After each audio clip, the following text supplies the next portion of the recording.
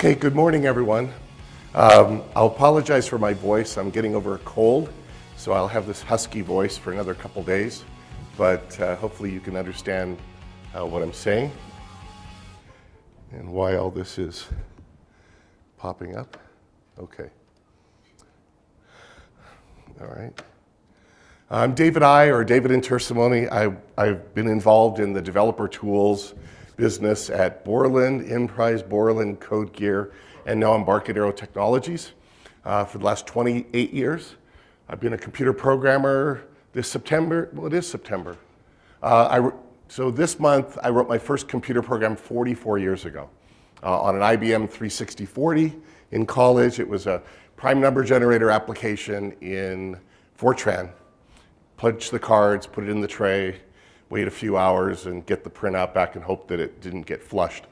For 28 years, I've been involved in the developer tools that we've had since when I started, it was Turbo Pascal 3. So all the versions of Turbo Pascal, Turbo C, Turbo C++, Delphi, C++ Builder, all the stuff that we've been working on over the years to help make programming simpler, easier, and to take advantage of the capabilities that we have in our modern day world. And I wanted to use this session to talk about how you can take advantage of this obvious revolution of mobile devices and more than just mobile devices, other kinds of devices that are creeping into our world that maybe you can take advantage of in your own software development efforts. So a couple show of hands, how many of you in your application development, either on your own or in the companies you work for, are using web server technology and web services technology? Okay. What about building mobile apps? How many are already building mobile apps today? So a few, okay. Anybody doing anything with cloud computing, putting your apps in cloud or services in cloud? A couple of you? Okay. Here's this other thing. Let's see. Oh, it was supposed to be the last part. Did I get rid of that? No. Just the last part here. I forgot that I deleted. What developer tools are you using? Who's using the Microsoft family of products? Okay. Anybody using Xcode for OS X and iPhone, iOS? Android Studio, which is Google announced it in June of this year. It's IntelliJ's open source IDE and programmer's editor, but being used for that. Eclipse, anybody using Eclipse, the big monster? Okay. HTML5, anybody doing HTML5, JavaScript, CSS for their development? Okay. Anybody using our products, Delphi, C++? Okay. Well, a few friends there. And the rest of you, I guess, are using something else like other, whatever that might be, Dreamweaver, all sorts of other things, Flex Builder, I don't know what they call it, Power Builder? Yeah. HTML, but not 5. I rejected 5. Okay. Why? Because the main advantage was the ability to specify audio and video, but then there were several different formats, plus the audio format ended up not being worth it because the iPhone won't play automatically. And so I said, what's the point? Yeah. I like that they added a canvas so you can do low-level painting if you want to do special effects. You could always do that in things like CSS3 styles and so on. So there's some stuff there. Some people are doing that work. I mean, there's no stopping some of these industry initiatives that take place. I mean, other than if people just move on to something else, right, over time. So I'm going to talk a little about where we see, and I think most people are starting to see what's changing. Obviously, there's lots of choices for developers and tools, and I'll only spend a couple of minutes at the end if I have time talking about what we're doing, because I wanted to spend more time on the world of how you can take advantage of this whole world of devices and clients. So I mean, there's no doubt that there's lots of Windows machines that are going to be there for a long time, right? Windows servers, Windows desktops. If I look at everybody here, Windows desktop, Windows desktop, Windows desktop, and Windows desktop, and some kind of device. Is that a Samsung Slate or something like that? Yeah, I have a Samsung Series 7 Slate. I think of it as a hybrid. It's a Core i5 Intel processor, so it does Windows and Windows 8, and it does whatever you need it to do. and you can run all the software versus having a Surface. Anybody have a Surface? Windows Surface? A couple of you? Okay. Yeah, probably $1 billion worth of those are written off. So, I mean, Windows is not going away anytime soon. The number of and types of applications we can build in the Windows world and Windows desktops and Windows Server is not going away. Macintosh, you got to choose to have a Mac, right? I have a Mac here. The reason I have a Mac, even though I have a Slate and I also have a Dell notebook, is that it helps me in my demonstration of our technologies where I need to have a Mac and I need to have Windows.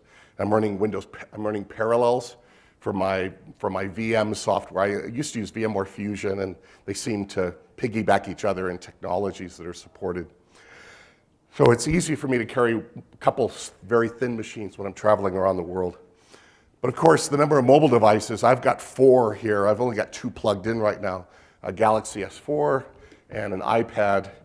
But I also have my iPhone and a Nexus 7 tablet here, last year's version, not the high-def version that came out in June, July of this year. And the number of clients is going to continue to change. I have it's a Parrot AR Drone 2 quadcopter.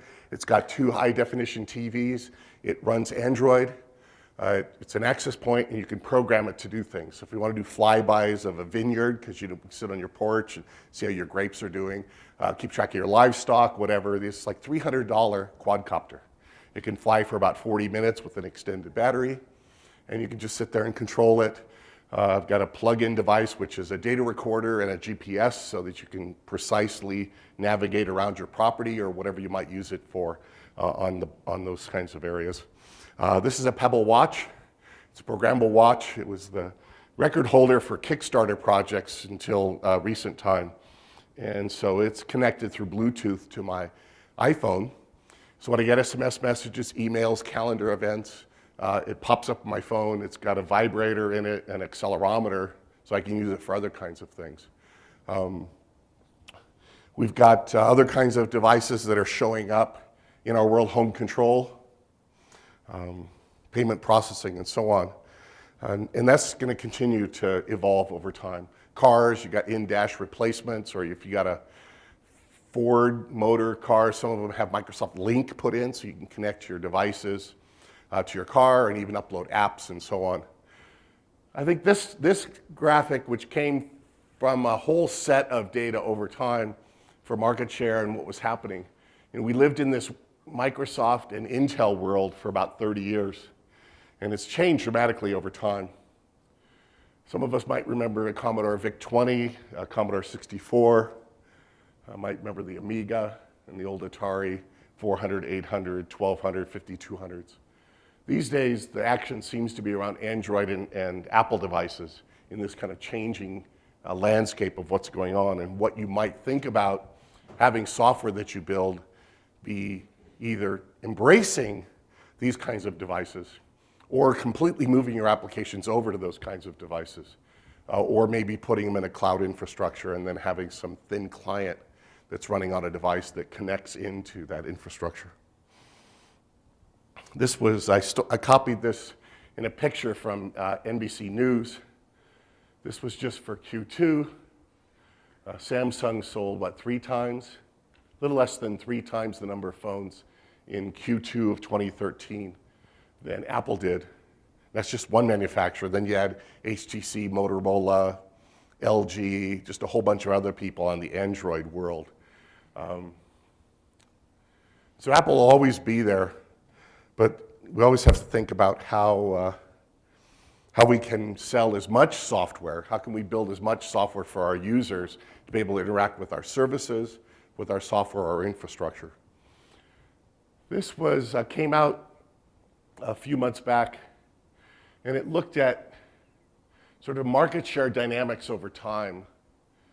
And you don't know what'll happen in the future, except for Symbian is gone. It's the feature phone versus smartphone.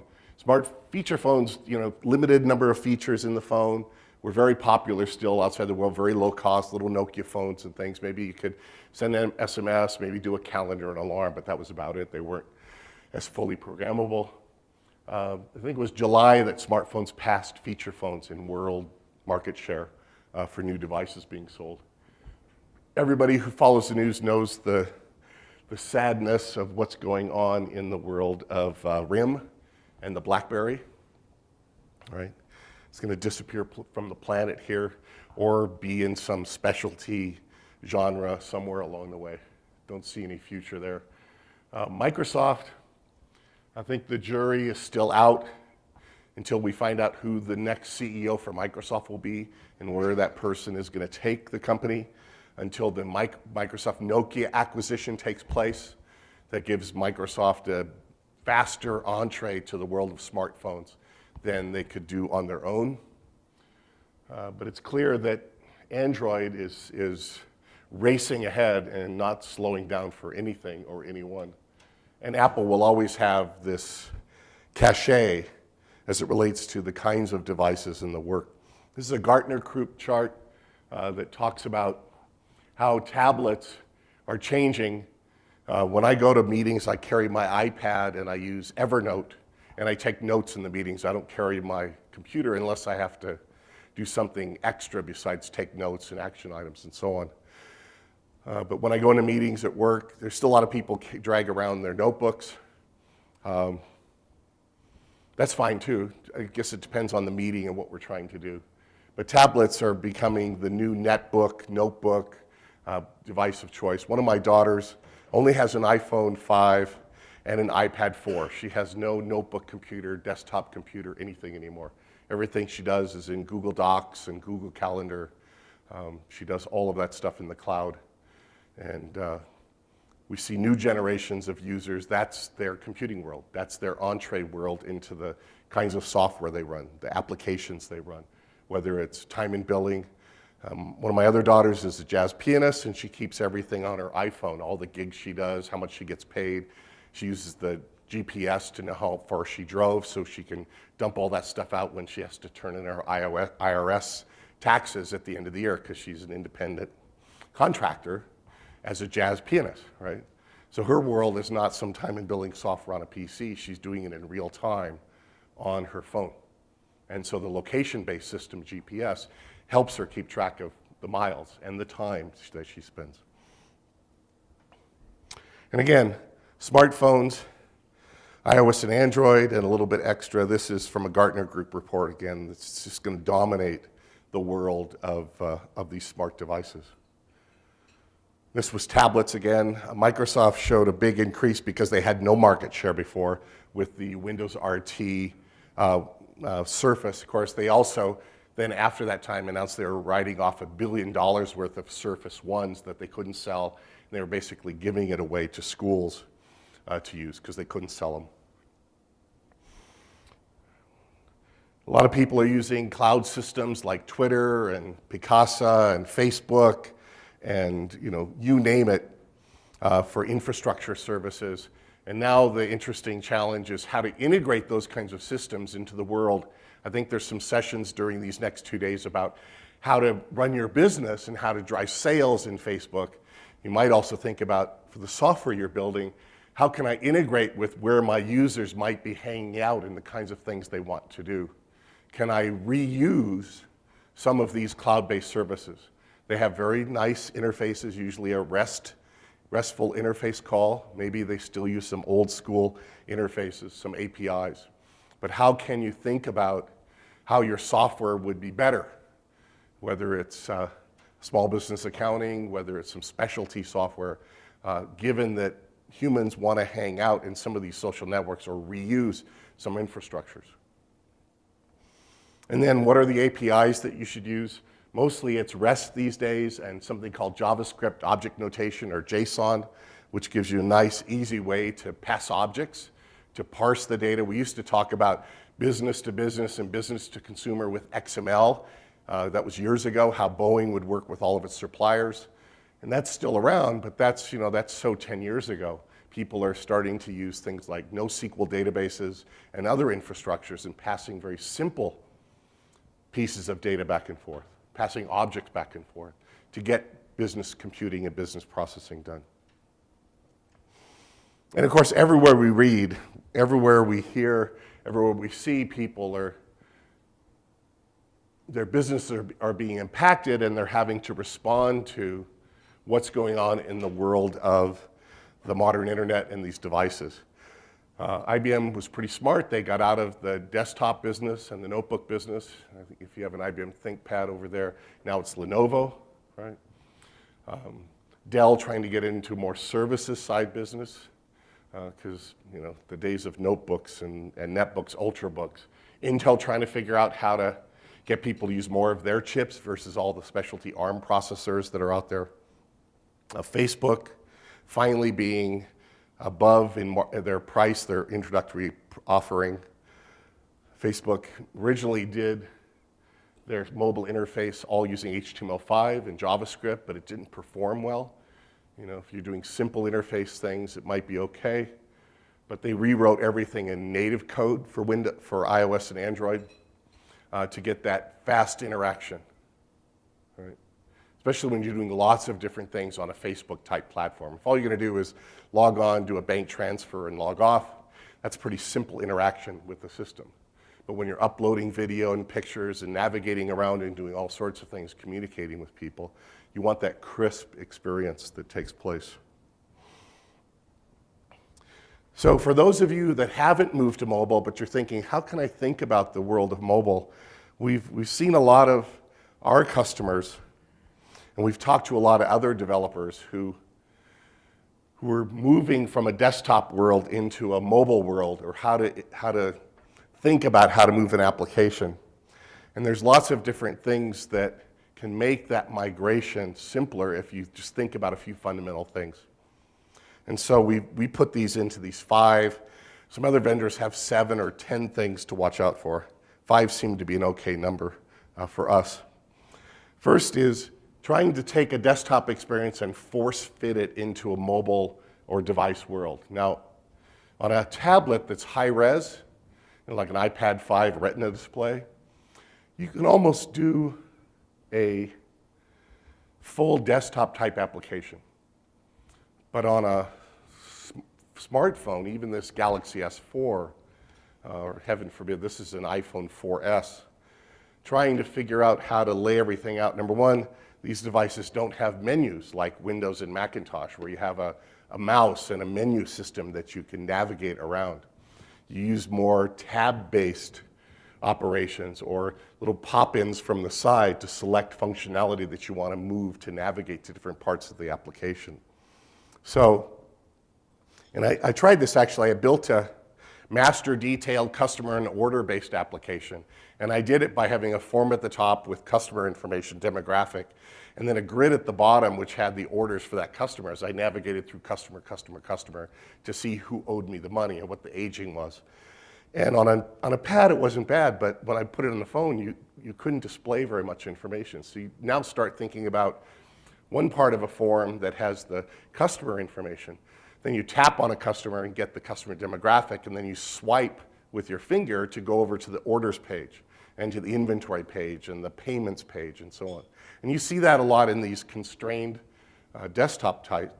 And of course, the benefit we have is these are all touch-based systems, right? They all have touch and gesture-based, so you can hold down on something to do something that's called a long tap, a double tap, and so on. Versus, I think it was Windows 7 that first started touch, but there weren't too many devices. The Samsung Slate not only has a touch, it's got an accelerometer, so you can turn into orientation things to get portrait, landscape, and so on. So the thing to avoid or to think about is, what are those high-value operations that the user is using your software for? Are they always going to a certain part of the application most of the time, depending on the software? And optimize the mobile experience for that. Make sure that's the thing that's easiest to do. And you see that if you've got a mobile device, when you just go through some of the different applications that you have. You can see the ones that somebody actually thought about. That's what I mostly do the most often. Right, if I'm in my weather app, I'm really switching through different cities maybe, or my own local city, and I'm spending time looking at hourly or the next 10-day forecast because I want to know if I can have that barbecue on the weekend. Right? You don't want to make it hard to get to the barbecue planning part of a weather application. The second thing is if you're building new software,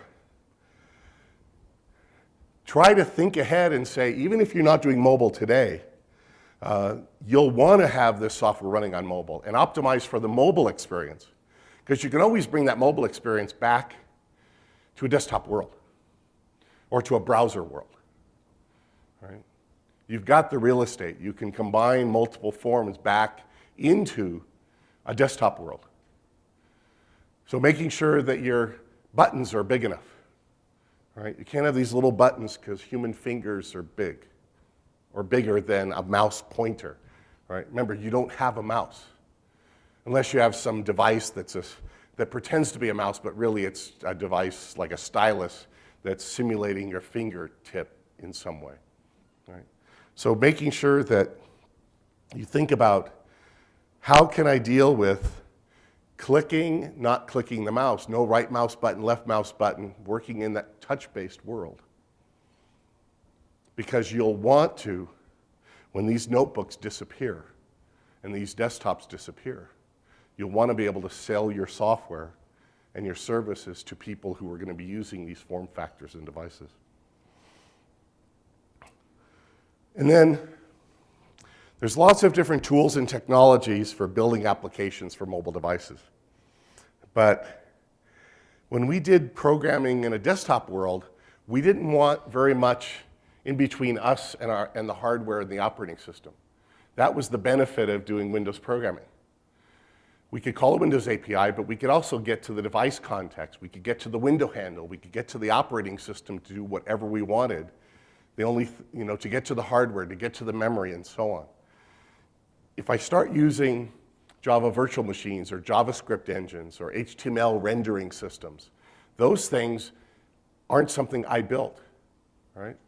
They're between me and what I want to do is do something with the accelerometer or the location GPS device on all these modern smart devices. So I always say, don't let too much get between you and the hardware and the operating system. And that was always the case in the early days of MS-DOS. All you had was int21, if you go back that far. Otherwise, you had full access to everything. And that meant you could build special, wonderful software, as opposed to having it look like everybody else's HTML5 software or everybody else's something.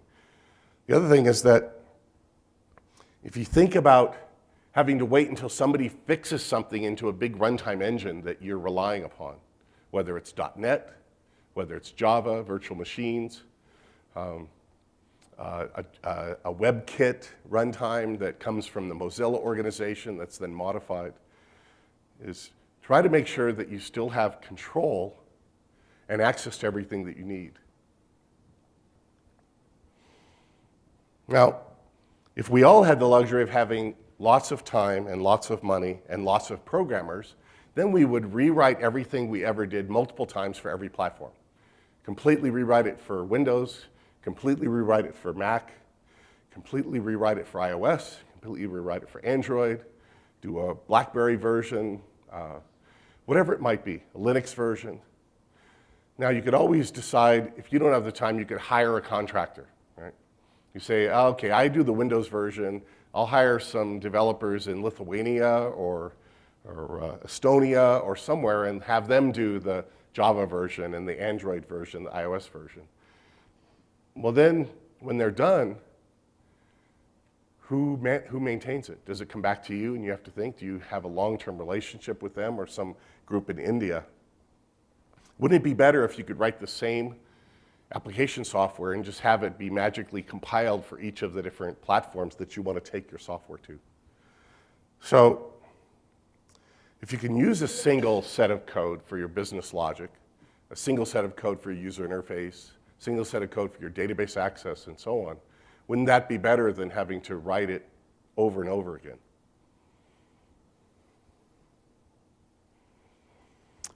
And security, we were talking at breakfast this morning about how we're going to secure, especially in these kinds of devices that, can be easily forgotten on a table, in a hotel room, on a plane, or whatever. But I think when we think about security, we've always had to worry about security. You know, even if you have a computer in your office, what if somebody breaks in, right? What if you leave your notebook computer? Well, it was bigger, so maybe it's harder to forget, you know, to leave and forget. What about the information that's on it? All right, so that argues, in some cases, you should just use a browser that never saves anything. No cookies are saved, no local files are saved, everything is transient. The only thing that could be possible is if the power's still on, the memory's still active, somebody could get into the memory and try to fish around and do something. All right.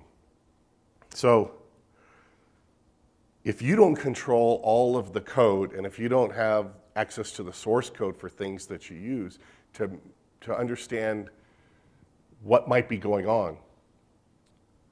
We used to think that everybody was coming after Windows devices because there were so many Windows devices, right? 1 billion of them. So that's where all the attacks and exploits and Trojans and all these other things were taking place. Well, Microsoft spent a lot of time over the years trying to block all the holes, right? And they did a pretty good job. It took them years, but they did a pretty good job. And then it was Java. How many Java security updates are we going to get? I get them, what, every week? Sometimes multiple times during a week. Now it's Android. Android the most attacked because it's really open. I mean, you don't have to go through a store. Nobody's sort of researched the app that you built or that you downloaded and purchased. So now when you can just take an APK file, the application package, and get it from anywhere, grab it from a website or whatever and stick it in your phone or smart device for Android. It's the #1 exploited platform now. Even though everything in the application is sandboxed and you have your own little memory area and so on, the applications still get in there and do things. So for me, I've always been a native code guy. I've always been an optimizing compiler guy. I was always an assembler programmer in my early years where I controlled everything. I controlled the processor, the memory, the data access, the inputs and outputs. Everything that I built allowed me to control what was going on. In today's world, if we use a bunch of pieces and parts that are built by someone else, how do we know that they're secure? And how can we secure them if we rely upon them? So for me, ultimately, doing things like HTTPS, if you're over the wire, to encode and encrypt over the wire, encrypting data that's stored on the device, if you store anything on the device, encrypting memory, protecting the algorithms, not relying on things that somebody else built unless you know and trust the person or you have the source code for it. So encrypting over the wire, encrypting the data on the back end, and all along the way seems to be at least enough to thwart many of the common attacks that take place. As far as tools, if we're thinking about how you might extend your development and your applications that you build into this world of mobile, Macintosh and other places than just staying in a Windows-only world, there's lots of different choices. Apple does a very good job for iOS and OS X with Xcode. It's not a spectacular development environment, but it has some really great features, and it does the job. It's got a programmer's editor, and it's got some great instrumentation tools. So you can use that to build your applications on OS X and Android. But they don't care that you might be also a Windows programmer, right? Google, yeah, they give you plugins for Eclipse and now Android Studio, and that's interesting for Google and Java development. The nice thing, Google also gives you a native SDK, a native API for Android. So if you want to use a native code tool, you can get at the interfaces of the device and the operating system through native code, C++ or whatever. But again, it's for Android, right? And Chrome OS, not Windows, not Mac, and so on.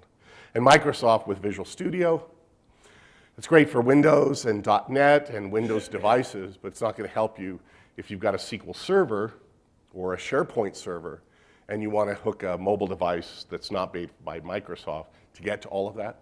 Now, Microsoft, they understand that they want to keep certain franchises. So they have iOS apps for Office 365, and they have it for OneNote and other things. So at least if you've got a device and you need to connect to those infrastructures. But what if you're a developer and you want to integrate with your applications that run on a device to Microsoft infrastructure? Well, they're not going to give you client libraries for SQL Server for iOS and Android. They're not going to give you easy interfaces other than through some general REST interface. So if you want to leverage some of what Microsoft's doing, will they provide the drivers? Will they provide the client libraries that you can do that work with? And there's always the web side. So you can always decide that your application container is a browser. It's sort of an interesting challenge in to say, yes, I'm going to use the browser as my application container, as where I'm going to put all my application and user interface. And you can do that. I tend to like to use the power of the protocols and the APIs of the internet to build applications versus deciding which version of the browser to use. Do you write only for Chrome? Do you have to support IE, Safari, Opera, and multiple versions of those? The nice thing about the vendor tool is if you're committed to that vendor platform, then they'll give you a tool for that platform. But they don't really care about if you live in a world elsewhere, so you might have to get back into multiple code bases, multiple tool chains, multiple teams, or at least outsourcing part of that work, maybe. And so you have all the tools there, right? It's the Objective-C language for iOS. You can use C++. You can use Java for Android, C# or C++ for .NET and for Windows, and C++ Objective-C for OS X. Objective-C is a strange language. Some people say, gee, it must be modern because it's used on iOS. Objective-C dates back to 1982. It was created by a professor, Dr. Brad Cox. He took sort of Smalltalk and married it with C, and it became Objective-C. It would have disappeared from the planet if the Next computer and the people at Next hadn't picked up Objective-C as the language they wanted to use. And then when Apple bought Next, Objective-C all of a sudden became a language that people would use. It's got some strange aspects to it, but a lot of people use it because they can build applications for iOS and iPad. Less so for OS X. I mean, 500,000 or 700,000 apps in the Apple Store for iOS, and maybe 20, 30,000 apps in the OS X store. Right? On the website, one code, one team, but again, you're tied to HTML5, JavaScript, CSS3. There's lots of different companies that are trying to make a business of the HTML5 JavaScript development tools, where mostly they give you the free client-side tools and they tie you into their back-end infrastructure services. And that's how they're going to make their money. You get the developer tool for free, and you'll pay for the things that you want to connect to get to other things along the way. Get to SQL Server, get to SAP, or whatever it might be. And again, it's non-native. It's browser-based. It has an interesting user experience model. But at least you're using one thing. JavaScript or C# with the Xamian was an open source part for doing development on Linux and elsewhere with the Mono framework. And now Xamian takes C# or ECMA C# and will either run it as a scripting language or an intermediate language, but they also are tied into, on certain platforms, compiling to native code for the back end. So it's one language, but you still have to program using the language the way the platform wants you to use it. So MVC, Model View Controller on iOS and OS X, Java listeners and Java properties and components on Java-based systems, which still means you have to have multiple ways of multiple programming models. Another way is to look at it when you ultimately want to get to the processor, because that's where all the magic really happens, right? The processor, the sensors, the devices, and so on. So with native code and optimizing compilers, we know we can get to the chip. We can get to the operating system. We can do everything we need to do. If it's HTML5, we have to go through a JavaScript engine, a JavaScript runtime interpreter. The nice thing is on most devices, WebKit from the Mozilla organization is embedded inside of iOS devices and Android devices. I think it was earlier this year, that Google announced that they were going to fork WebKit, fork the source code, because they wanted to do some improvements and changes so that Chrome OS would run faster. Now the question will become, which WebKit are you going to run? And are they going to change something that means WebKit on Android from Google might be different from WebKit that's on an iOS device or some other device? And then Dalvik is the Android runtime, the Java VM. And there are several languages that will create intermediate code for Java intermediate language and then pass it through the Java VM, and that gets you to the device. So Android has a Java SDK, but again, they also thankfully has a native SDK that we can do things with. And then, well, how do you get new virtual machines? What if there's some problem in the virtual machine or some security issue and so on? You got to wait till someone gives you that virtual machine and have it updatable on every platform, right? On your Windows machine and on your devices. So when we think about user experience, we think about, you click on something, you click on a button, you tap a screen, you slide, you do a gesture, right? And it just responds. You get a quick response. Now, if you have a long-running SQL query, okay, maybe it's going to take a little time till it comes back, or maybe you do asynchronous calls, so you start getting some data slowly and cache it, and then more comes along the way. But we've seen that in normal applications on Windows and on these devices, just native code experience. Click, get a result, click, get a result. If it's through the network, okay, fine. How fast is the Wi-Fi? How fast is the network pipe, and so on. But in a native application, we think about that kind of experience, crisp. Do something, something happens, right? So in a browser, you kind of click on the submit button, and then it goes off and it does something. The enhancement over time was asynchronous JavaScript calls, right, where you could keep doing other parts of your AJAX or your JavaScript application, HTML, and then something would go off doing an asynchronous thing, and then it would come back and update part of the screen and so on. So there were ways to make it seem like there was an experience, but most people, when you use a browser, you click on something, you kind of wait for a while, and then the part of the page comes, and then more of the page comes in the background. The images start filling in, and so on. Some of it's cached, so if it's the same bits, they're saved somewhere in memory, and they, as you navigate from page to page or application to application, stuff sort of starts appearing. But again, people are sort of used to that kind of experience in a browser, right? Click, wait, click, something, now it's coming. Click to do something, get some more information, go to the next page, and so on. So in a browser, that seems to be acceptable, probably because we've trained ourselves as humans to just put up with it, right? Just like, we don't expect it like we'd expect a desktop application to come back really fast.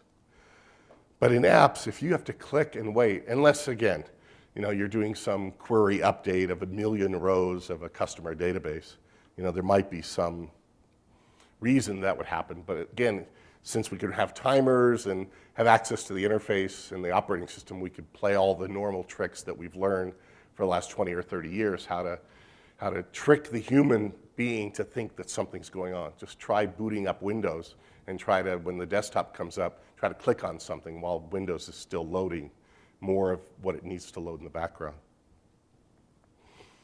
So again, in an application, that kind of experience is not a great thing, right? People expect, especially if you're going to pay a lot of money for these devices, you expect that you click on something.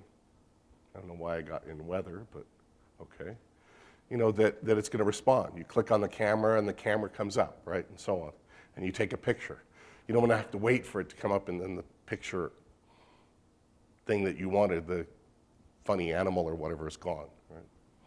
So in our world, the Embarcadero world, the developer tools world, we've always been in the world of native code optimizing compilers. Small, fast, optimizing everything you would do when you're doing your algorithms, when you're doing your database operations, and so on. And that's what drives us for the last 28 years and drives us today. So I want to just spend 2 seconds saying what we've done is we've taken the native code world and we've driven a wedge into the world of these smart devices.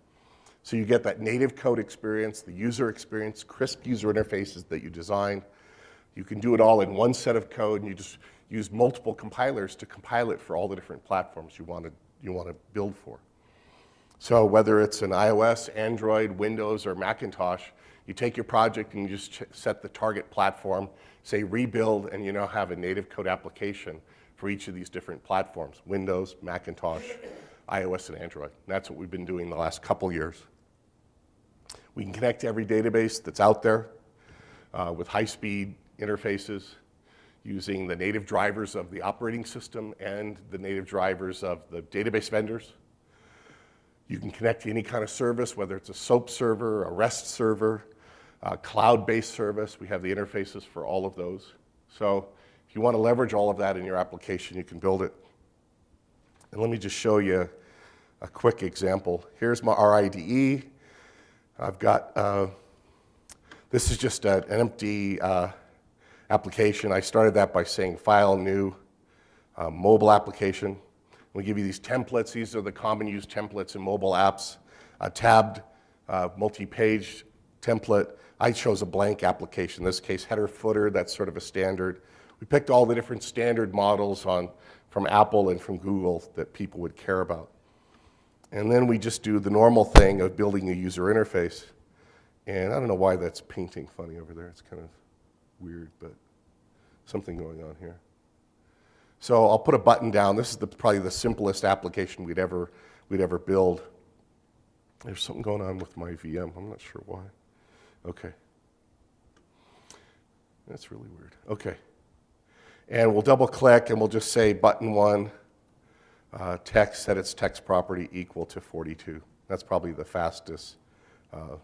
That's C++, David, don't do that. There you go. Yeah, I don't know what my VM is doing. Okay. Something. Huh. All right. All right. For some reason. Okay. And then if we want to run this on Android, here's my device down here. It's the Samsung Galaxy S4. We just say run. It'll compile and build this for Android. Let me bring up this little viewer app, which is down here. And we'll turn it on so you can see what's happening on my Android device. Yeah, I don't know why this VM is being weird, but okay. So here's what it looks like, or you can see it here too, over here. And so what I've done now is I've compiled and built a native code application for Android, and it just shows up on my user interface, and I can tap on the button, and then it echoes back 42, right? So that's pretty straightforward. Same thing on iOS. We can go down here and say, let's choose the iOS simulator. We'll enable that as a target, and we'll just run it.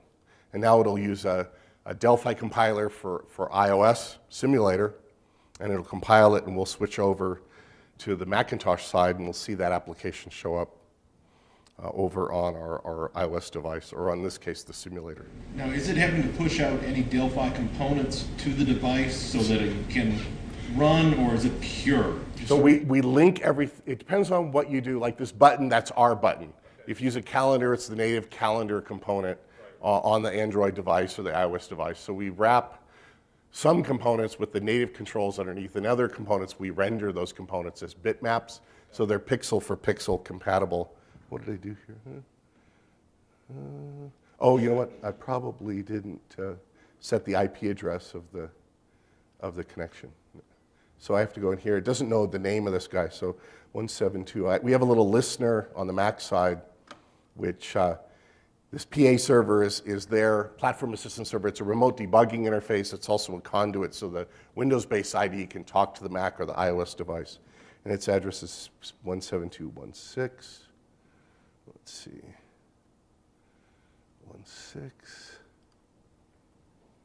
dot, come on, dot 206.151, okay. 206.151. All right, it goes through a TCP port, and hopefully if I'm on the network, it will find that port, or not. Okay, now if I hit run, okay, thank you.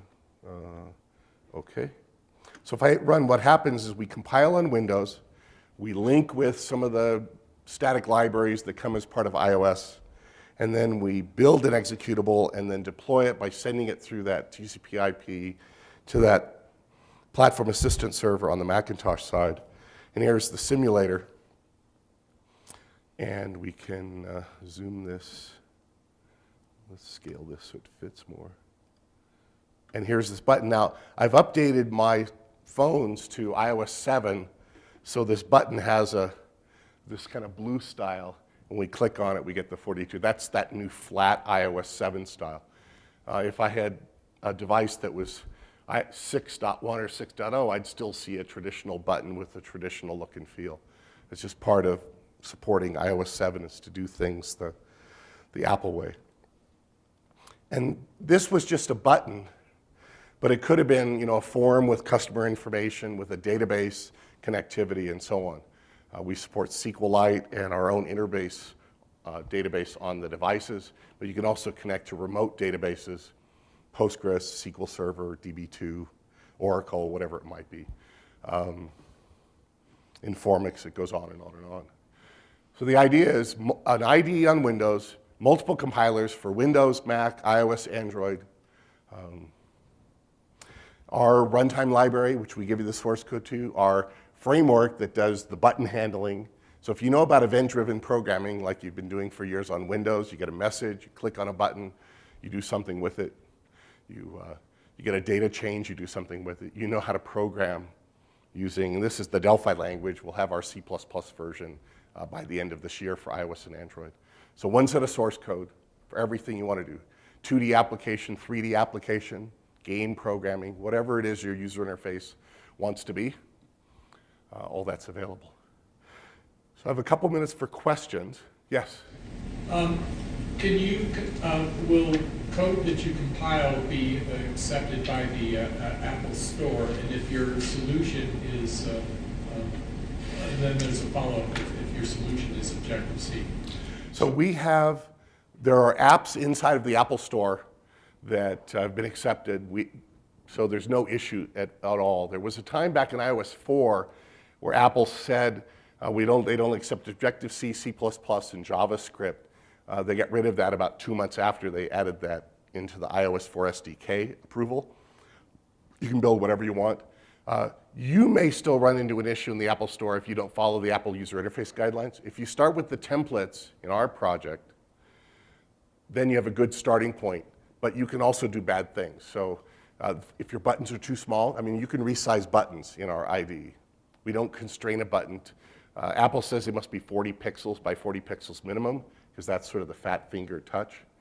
So you have to go to Apple's guidelines and look. We give you a document that helps guide you into how to avoid being rejected. But Apple can reject you for all sorts of reasons. Google doesn't do anything like that. You don't even have to go through Google Play if you don't want to. You can just put applications in your own store and sell them on the Android side. Same with Windows. We've been doing that for years, sell your software. You can also do that on Macintosh, on OS X, but Apple has an Apple Store. So if you don't want to run your own software selling business, might be a benefit to you in the Microsoft Windows Store if you support WinRT, the Apple Store, the iOS Store. In the case of iOS, there's no other choice. You can do ad hoc development, deploy. So on the device, we give you a choice in configurations of a debug version where you've got the device connected through a USB cable. So you can choose debug. App Store will generate an application that can be submitted to the Apple Store that has all the right version information, all the right icons and everything else. And ad hoc says, if you know the device ID, you can deploy an application to that device ID. Or if you have what's called an enterprise store, which is inside of a firewall in a company. So imagine Bank of America is building some apps for its employees to use. They don't want to put those apps in the Apple Store. So what you can do is you get an enterprise store license from Apple, 100 at a time. It's meant for like departments or divisions. And you, in a sense, set up your own store inside your firewall. And you put all the device IDs in that you want to deploy to, and then you can deploy to it. And that's a special license from Apple. Android, again, has Google Play, and there are other stores, but you can just take an APK and drag it over to the device. You can put it on a download site and go in a browser and choose the APK, and then it'll pop up. This is what this application says it wants to use, the camera, the contacts, and whatever. Do you want to install it? And then that's your choice. So yes, we have apps in both Google Play and in the Apple Store, built in Delphi. There was a follow-up question, or did I get? Yeah, the follow-up was if you had the Objective-C, was it necessary to use it? It sounds like We go direct to. It's no. We don't convert to some other language under the covers or intermediate code. It's highly optimized ARM6 and ARM7 code. On Android, it's ARM7 processors and above. On iOS, it's whatever runs iOS. So ARM6 or ARM7. We don't care. Most people on the iOS side upgrade to the latest version. Android, but you can go to the Google developer dashboard, and they'll tell you who's using what operating system versions for Android. We support Jelly Bean, Ice Cream Sandwich, and I forget the third one. It's a Rick Perry moment. Huh? Gingerbread, sorry. So we support those three, which is about 95 or 97% of all the Android devices. And they gauge that by the devices that come to Google Play and Google's APIs. And Apple does the same thing through the iOS store. It's about almost 100% are on iOS 6, 6.1, and I'm sure they'll update it pretty soon to watch how fast people move to 7. Yes? I was wondering, if you use Interface on the device, do you have a mechanism to synchronize that to desktop versions? So for Interbase on the device, it uses the same database format. You can actually take a database from the desktop or the server if you want to and just copy it over to the device. Same one, same GDB. We don't have a sort of replication system, but you can write code that would make changes, go back to the server side. So we have this thing called IB Lite, and it's free.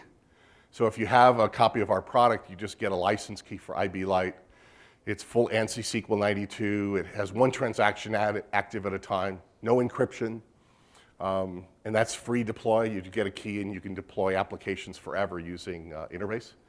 If you want encryption, you want multiple transactions active at the same time, we have that Interbase to go, which is a static library for iOS and Android that gets linked into your application. And then you can have the full access to everything that's also an Interbase server. So IB2Go has an OEM license where you pay for some number of uses, just like the server side or the desktop side. But IB Lite is free deploy. You could deploy millions of apps with a full ANSI SQL 92. SQLite is included on the devices. That's got 4 fundamental data types that are variants of putting strings in. And you lock the database. There's no transaction notion. And so if you want to use all the SQL data types, then IB Lite is a nice way to go. And it's free. Questions? Yes? Do you have any browser control in the library? Do we have? Any browser component, browser control, browser? We have a T-Web browser component, which is included for iOS and Android, not for desktop. And T-Web browser, you give it a URL and call the navigate method. So you drop the web browser component down, and then you give it an area of the part of your user interface of your application. So we have a sample that uses the location sensor component to get the GPS location, and we pass that to Google Maps in the web browser component so you can see your latitude, longitude, and the reverse geocoding, and then you'd see the map show up in a browser. But yeah, we have a T-Web browser component for iOS and Android. We don't have one for Windows and Mac OS X yet. Yes, we have it for Android. Is it based on the web browser engines on the device? We tie into WebKit on the device. Yeah. And I have some fact sheets. I'll be around for a while if you want a fact sheet. I've got some data sheets. I didn't want to sit here handing them out. So if you want, that's got some information in it. And the rest is on our website. So, but thank you for letting me come here today. I hope you can start thinking about, if you're not doing mobile, all the kind of things you can explore. And I apologize for doing a little product demo at the end.